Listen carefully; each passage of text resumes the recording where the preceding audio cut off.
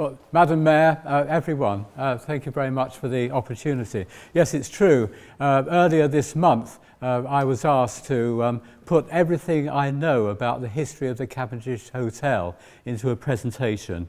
It will not last very long. This is, in fact, of course, the sesquicentennial of the hotel. Posh word. I didn't know how to spell it, so I just put the numbers up instead. And I just want to talk about the Cavendish Hotel in its context, really.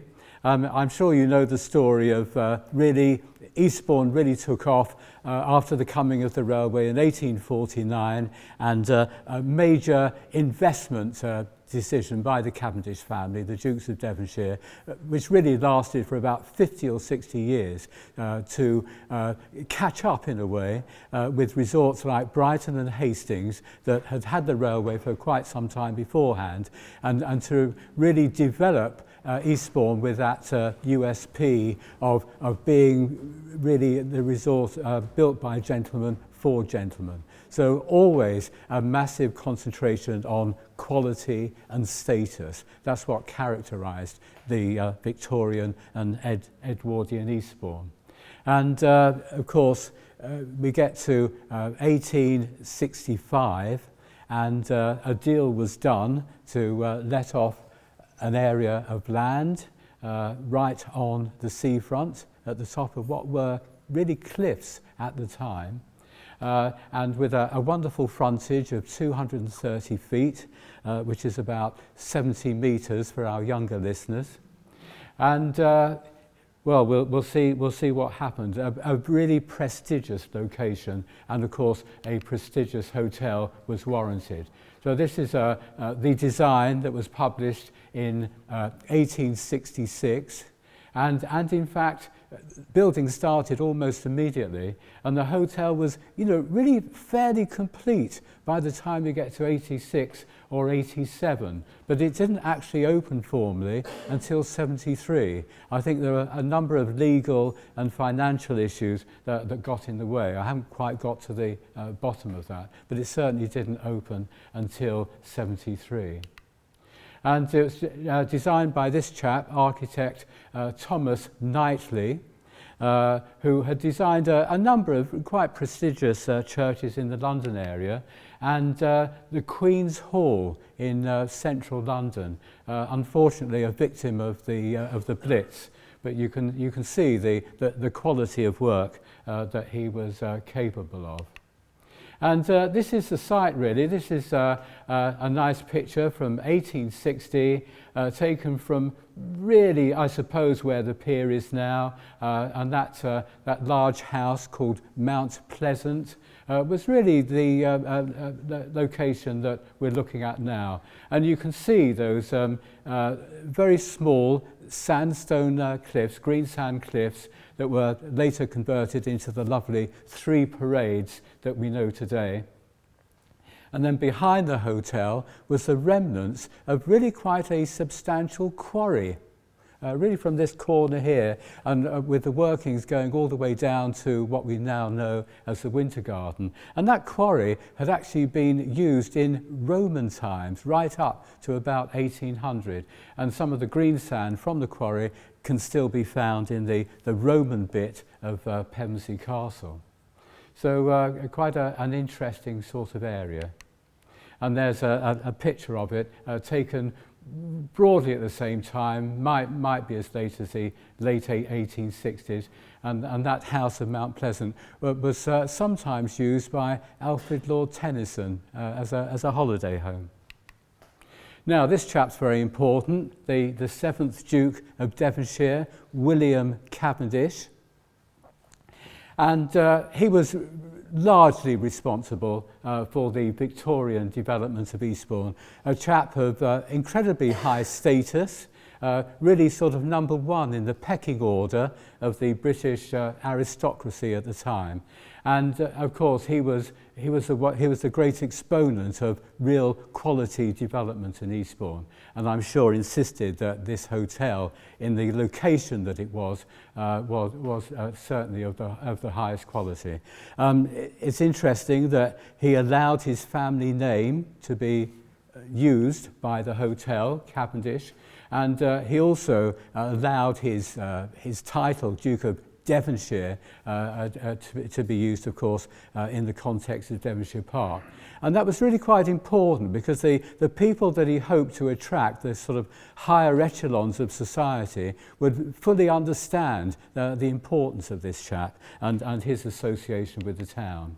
And here's a map probably surveyed at about 1870-71 and published in 72. And you can see where the blue arrow is. That's what the Cavendish Hotel was looking like at the time. But looking at Devonshire Park, which at the time was on the edge of town, surrounded by very important, substantial villas, as they were called, sometimes used only for a few weeks of the year by very rich families in the season, and then standing empty for the majority of the year. And you can see there Devonshire Park Cricket Ground. And that was the original proposal because it's very, very low-lying, subject to flooding, and really that was going to be the use for it. Until the Duke, really impressed by the success of what had been happening up north in Buxton, decided to do something else. And here's just a close-up of the Cavendish Hotel itself. And this is sort of, as I say, around about sort of 70, 71, perhaps just before it opened.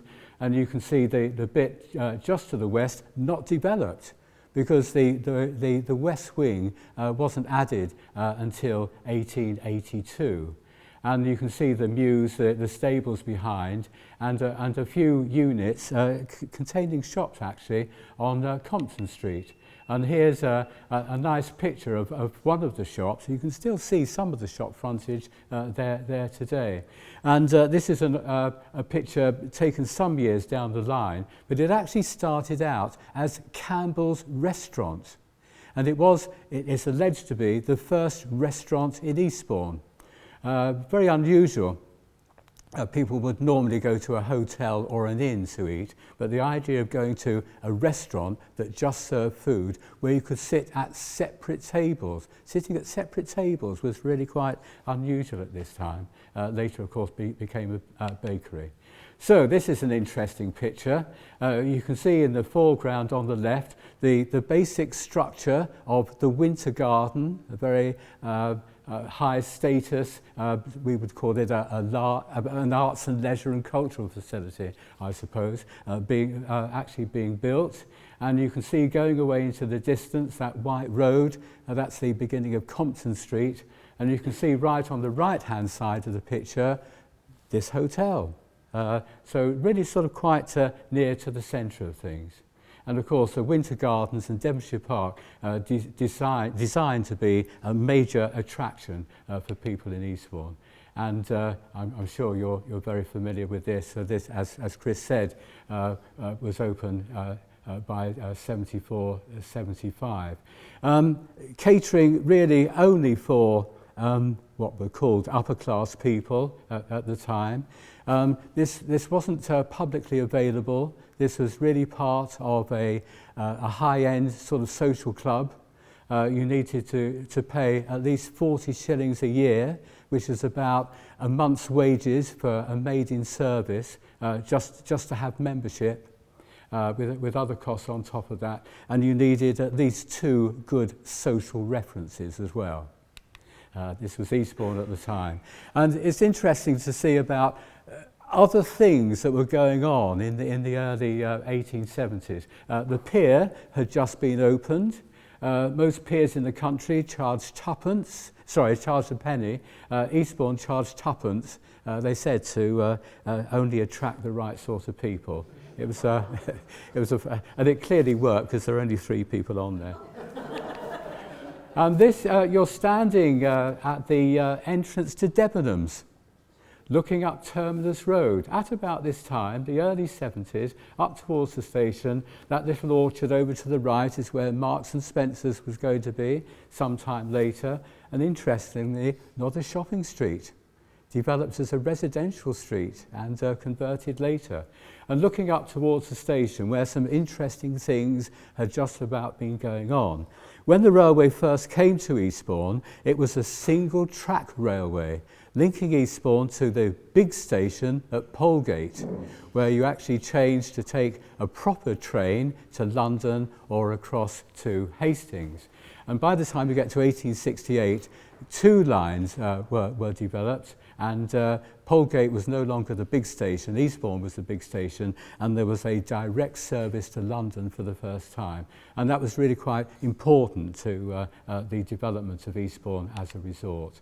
And this is Meads, looking down from Beachy Head, and a lot still to happen in Meads in the 1870s. St John's Church had been built over on the left-hand side in the distance, but it was still awaiting its flock, as it were. So a lot of development was still to happen. And what had happened is that lovely road down the side of us here, Devonshire Place, had been built, again, sort of 80 feet from one side to the other, deliberately, very, very grand. And of course, the Cavendish Hotel sitting right on the top corner. Now, I love this picture. This says so much. This is taken from the potato field that was on the slope of the Wish Tower at the time. This is almost definitely 1866, 1867. And Grand Parade, the first bit of Grand Parade is in place, really stretching from the Burlington Hotel just up to here, the Cavendish Hotel. The rest of Grand Parade has yet to be developed, but you can see that those green sand cliffs are being converted into the three parades that we know today. And on the bottom parade, a sea wall 18 feet deep had already been built. But over on the left-hand side, you can see a lot of work still needing to be done. And you've got sort of the basics of the hotel built round about 1867 there. And this is moving forward. This is almost definitely, I would have thought, 1881, because the Queen's Hotel right on the right-hand side has been built, 1880. And yet the west wing of the Cavendish on the left-hand side has yet to be completed, and that was in 1882. So it's quite easy to sort of date this photograph. And the bandstand had not yet been built. The first bandstand, the birdcage, was built in 1889. But clearly this was becoming a central part of the parade, and a major place for people to congregate. And here we are, we're moving into the certainly the 1890s now, and we've got the birdcage bandstand with all the bathing machines around, and the Cavendish Hotel, really a very, very impressive edifice. And there are another couple of pictures of it. It really sort of underlines the significance of Eastbourne. Lovely old gas lamps there and the bath chair. And this photo was taken round about 1913, just before the First World War. Gas lamps had been replaced by the electric arc lights. And it was just a couple of years before this that the hotel was taken over by Pimm's. Pimm's in terms of Fruit Cup and Pimm's No. 1 and all the rest of it. So they acquired it in 1911 and in fact had it for about 50 years. Here we are, just to remind you.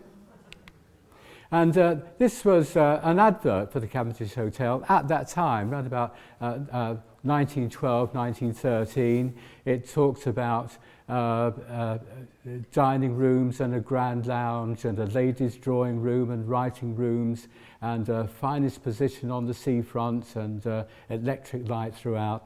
I think it's quite interesting to note that from the outset, the Cavendish had hot water in all rooms. And you think, well, yes, but the Grand Hotel that opened just 3 years later did not have any hot water in the rooms.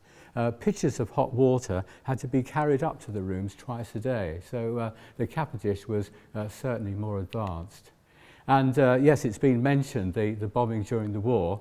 In November 1940, a bomb landed in the doorway of the saloon bar here, but didn't explode, which was quite good.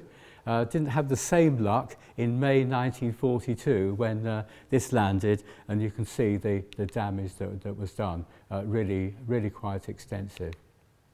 Now we move on to the early 1960s, and wasn't Eastbourne busy? Wasn't that incredible? No airborne or anything, it's just busy Eastbourne. And you can see in the background there the state that the Cavendish was in at that time. Clearly some rebuilding had been taking place post-war. It had been taken over by De Vere Hotels in 1963, and they themselves in 65 ordered a major refit of the hotel. And and they actually started the development or the rebuilding of the West Wing fully 2 years later in 1867. And you can see there what we can see today. And a nice sort of advert from the time about perfect holiday in Eastbourne, another luxury De Vere hotel. So finally, I just want to go through ownerships very quickly. 1873, when it opened, it was owned by a company called Gearing, Reed & Co., who owned a number of hotels in Brighton and Hastings and in parts of Surrey. Pims & Co. came in at 1911, as I said, and then De Vere Hotels. And after that, Greenall Wickley, trading as De Vere, took it over in 84, and in fact took over the Grand Hotel 2 years later in 86.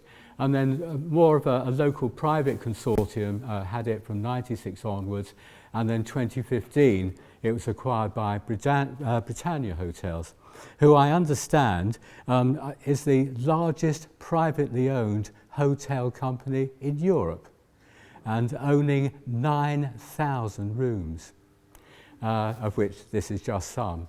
And I just hope for the future, as other speakers before me have said, that such an important hotel from Eastbourne's point of view is in the future given the sort of respect and support that it deserves. And that's it. Thank you very much.